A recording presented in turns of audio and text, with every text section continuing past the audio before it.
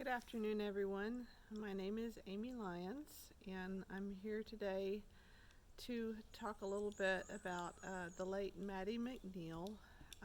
First of all, I only met her once. She came to Winterfest in Irving in February of 2012, and that was the one and only time that I ever saw her perform. But I will always remember the 1 hour on stage where I got to listen to her music and hear her beautiful voice and just experience what a sweet and gentle spirit she had. It shone through all of her music and her singing and her speech. I'll also remember it because I found her beautiful music so moving that I was trying not to cry and make a spectacle of myself.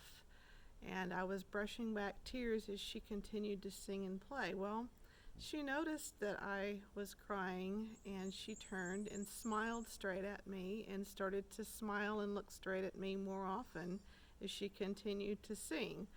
So, needless to say, I feel like I did end up making a little bit of a spectacle of myself, but at least I managed to not cry too loud, and I had a couple of Kleenex with me. So, she was unforgettable. And I know there are a lot of people who really are missing her now that she has passed on. At the workshop that she taught hammered dulcimers at the Irving Winterfest that same weekend, she gave us sheet music for one of her songs called New Spring Waltz. And she walked us through it and taught us to play it and taught us some chords. We all worked together. Anyway, I'm not very well organized at keeping all of my sheet music intact over the years, but I actually have hung on to that song very carefully because I really enjoy it. I've enjoyed working with it, just noodling around and improvising.